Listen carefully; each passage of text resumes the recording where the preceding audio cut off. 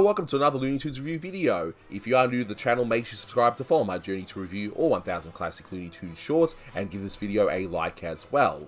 So this is a review for A Bird in a Guilty Cage, and with me today, sharing this guilty cage called my YouTube channel, is my good friend Fox in a Fix. Say hi. Hi guys, I'm Fox in a Fix, and like Sylvester admits, this one sort of upset my stomach. Yeah, and I apologize, it's not a Fox-related short like we always seem to put you on. You know what, they make so many of these Sylvester and Tweety shorts, I figure everyone should get a go in having a talk about them, and certainly picked an interesting one. But, as mentioned, this is A Bird in the Guilty Cage, released on the 30th of August 1952. It had a blue ribbon reissue sometime in 1962. It's the 658th in the series, and it's directed by Freleng. You can find a kinda, sorta restoration on the Looney Tunes Gold Collection Volume 2. However, there's been a new HD restoration, which hopefully one day will make its way to disc in some sort of maybe a collector's choice. But they really should do a complete Sylvester Tweety Blu-ray set. But anyway, what do I know, right? Yeah, I agree with that. I think Tweety has very little of his shorts released on Blu-ray for some reason. I'm not sure why. Yeah, and it's a very popular character, especially in Japan and other places where they had those exclusive Tweety DVDs for a while, which was interesting, but anyway. Yeah, and I actually own one because I thought it was going to be very exclusive, but now they're all on Max. Exactly, which is the print that we're using here today. For starters, I can't show you the full thing here due to copyright on YouTube, but really, by this point, if you've seen one Sylvester Tweety short, you've seen them all. In this case, we're at a department store where Sylvester notices Tweety, who goes in the store, and the chase begins. So, it's very straightforward. That doesn't mean it's a bad short, but by this point, you know what to expect. Come down here, you little squirt! Ooh, you're a big putty cat, that's what you are. So, a few bits of trivia, and there's really only two, maybe three, but we'll see how we go with this one. But the title itself is a play on the song A Bird in a Gilded Cage, which is an old turn-of-the-century song, which I'm pretty sure we'd be out of copyright by now, so I'm sure you can find a recording of it on YouTube. But what's interesting, though, is the whole Stacy's department store. Now, that's a parody of Macy's department store, and we don't have them in Australia, but the closest equivalent we have is a store called Myers, where it's like Macy's. Different floors, different departments, but it's basically one big store, as opposed to, say, a shopping center or a shopping mall with different shops owned by different companies selling different goods. Where you are, Fox, because you're in the Netherlands, do you have anything that's similar to Macy's? I really don't think so. I know these things from the American cartoons and television, but I know England probably has them and Germany, but I think the Dutch cities are just too small for those things. That's probably a good thing. Maybe it will ruin the quaintness of the cities where you are. So let your representatives know, don't bring those big department stores up. But anyway, I just thought it was just interesting how different parts of the world could look at something like this and go, oh, I don't have this in my country or in my city. And I should also point out, towards the end, you see the Gags evolving the pipes and that. So these department stores, because it was so big, and really there were no computers, no phones, except for landlines, which weren't very complex back then, so they would communicate between different departments by sending messages through the pipes. They're pressurized, and they just shoot up to where they need to go. Yeah, so here's the thing. When I see a short like this, and there's stuff that seems foreign to me, I can't divide if it's just the time has changed, or if it's just because it's another country that we don't have it here. So I thought those pipes were still being worked with, actually. I can tell you that they're not, because of course these days it'd be a case of, hey, send a message on a computer or a system or just on an internet connected phone, because even phones back then had operators. But it does look handy though, because when you're lost for a pen, you just shout, can you send up a pen, and it's right there in a second. I'd use it for that. Oh, exactly. And look, I do have to point out, there's a gag which I thought was pretty funny, where Sylvester stops, like, you see the curtain halfway, so you think, oh yeah, here's a cheap way to save some money, you can just animate Sylvester's leg, but then he stops and he sees the whole thing involving the French bathing suits, and I should point out that the bikini, as we know it, was invented by a Frenchman in about 1946 or so, and you can imagine at this point America was still very conservative about these sort of things when going to the beach, right? They're mainly one pieces and all that, whereas the gentleman in question created the bikini, which was You know, Americans weren't quite ready for that sort of thing at that point, and that will change in about the early 60s or thereabouts anyways. Now, how I know about bikinis and the history, please don't ask. It's just something that just... one of those random bits of information you just happen to come across. I wasn't ready to learn about bikinis today, but thanks anyway. Maybe I'll change it to Anthony's Bikini Talk. That's nothing. We'll just talk about the different fashion styles and all that stuff. So, yeah, you'll gain a whole new audience, or maybe it's just the same people. Who knows? Who knows? But let's talk about cartoons. We've spoken enough about bikinis, so I do find it interesting that instead of the whole Tweety Bird song, as was done in a few shorts, now it seems to be Ain't She Sweet? They changed things along with Tweety's theme. Did you notice that? Like, yeah, he does sing Ain't She Tweet, I think. Yeah, and it's just weird because people are always debating, oh, is Tweety a boy or a girl? Tweety is a boy, by the way. Yeah. But when your short is called Ain't She Tweet, you're gonna think he's a girl. Yeah.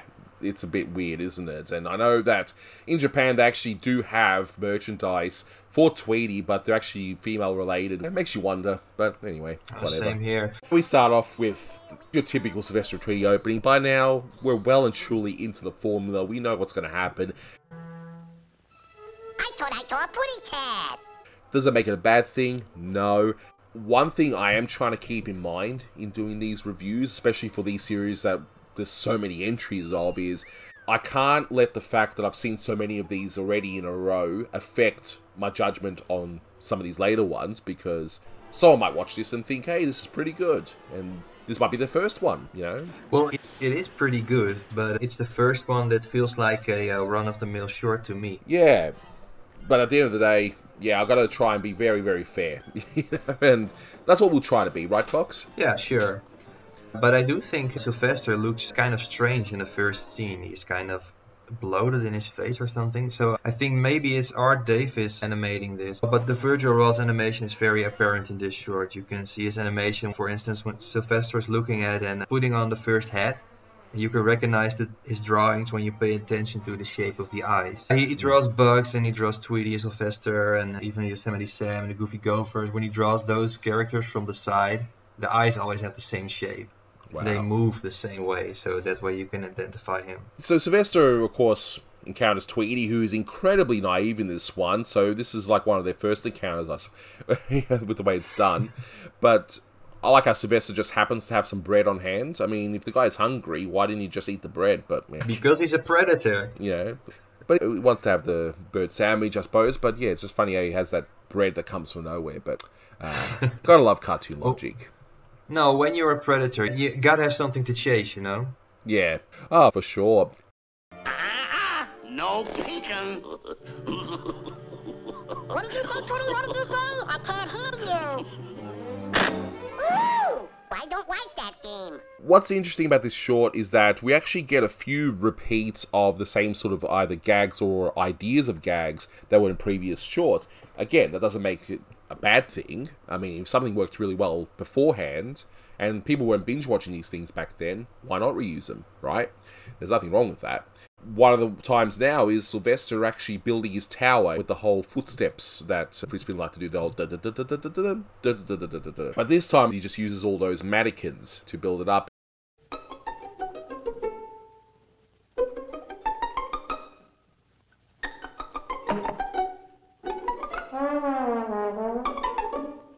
But then we get two toppers with that, actually. So at least, even though he's reusing an idea that's before, he actually adds to it this time. So first of all, I mean, I don't know how Tweety has the strength to add that roller skate on the leg, but whatever, you go with it. It's still pretty funny.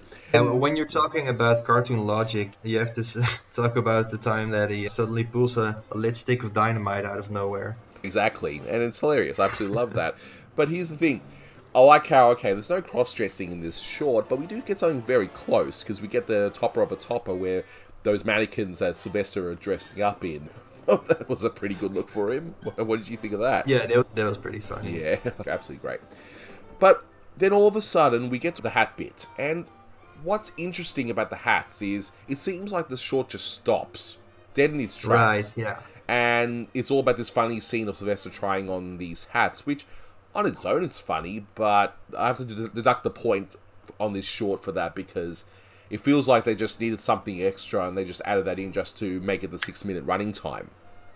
No, I think it's the best part because we can see Sylvester being disgusted by himself, and that's exactly how I look when I have to go shopping.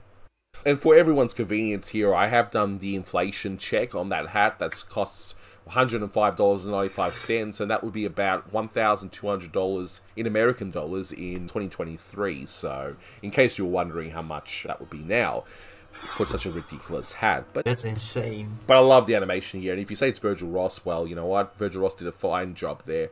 Nah, it's just Virgil Ross when he tries on the first hat, and then when you see the mirror, I don't think it's him anymore. Okay, yeah, so it must be somebody else. But again, we get more reused gags and ideas, and we get the whole stairway gag, which we've seen before in Buccaneer Bunny and Little Red Riding Rabbit, and they do it again here, which again, nothing wrong with that. But they add to it where, in so many Sylvester shorts before this, he actually would have Sylvester use his fingers to pretend, I guess, another mouse or a Tweety or whatever, and so they just combine the two together, and even the paint as well. So he thinks he's got Tweety, and then he gets a gun just out of nowhere and just shoots his finger. Yeah, that was very funny, but I wish the short would have stayed with these bits a bit longer. Just have them be at the small house for a couple minutes. They went on too fast, but the part where Tweety is in the dollhouse and Sylvester just shoots him out of nowhere, or at least he thinks so. It's particularly funny to me. It's just so evil to think that Sylvester would just try and shoot him.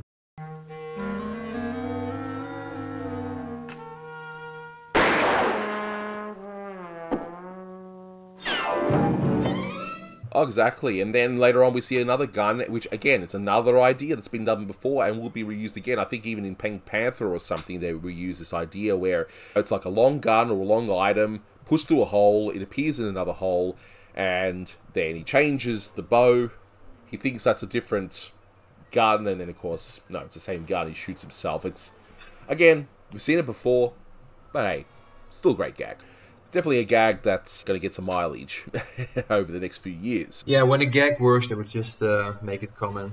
And then we end up with the gag involving the pipes, where Tweety ends up being avoided being eaten by Sylvester. He puts a stick of dynamite, gets into Sylvester's mouth, and it blows up, and he's like, I've got an upset tummy, you know, no more bird, off the diet list, and we end there. I still think it's funny how Tweety just, out of nowhere, out of the right side of the screen, just grabs a lit stick of dynamite. He didn't even light it up, it just lit already. I think the idea is original, they could have gone a bit further with it, but it's a good short, but it's nothing more than a 7.5 out of 10 to me. Yeah, I'll be rating it 7.5 out of 10 too. It's not a bad short. If it's on, I'll watch it. Heck, I'll laugh at it. I think it's great, but they've done better Sylvester and Tweety shorts. This one feels like they're going through the motions. They're just getting one out there, like a quick one, just to meet the quota, and that's it. Because by this point, the Sylvester and Tweety engine is rolling along. They've done so many of these by this point that it's no different than the Roadrunner shorts that will be for Chuck Jones. You could change it up even more with this series, because they could be in other places, but there's some good ones to come. Oh, exactly. And yeah, even though they made so many Sylvester Tweety shorts, there are definitely still a lot of standouts that are going to be coming through, which I can't wait to revisit. So, yeah. But definitely, guys, let me know in the comments below, do you think maybe we're a bit too harsh on this one? Is this one that you've seen first before the others? But yeah, that'll do it for this one. Thank you so much for watching, and until next time, take care.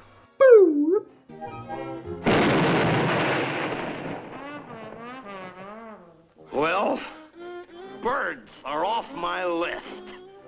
That one sort of upset my stomach. Yeah.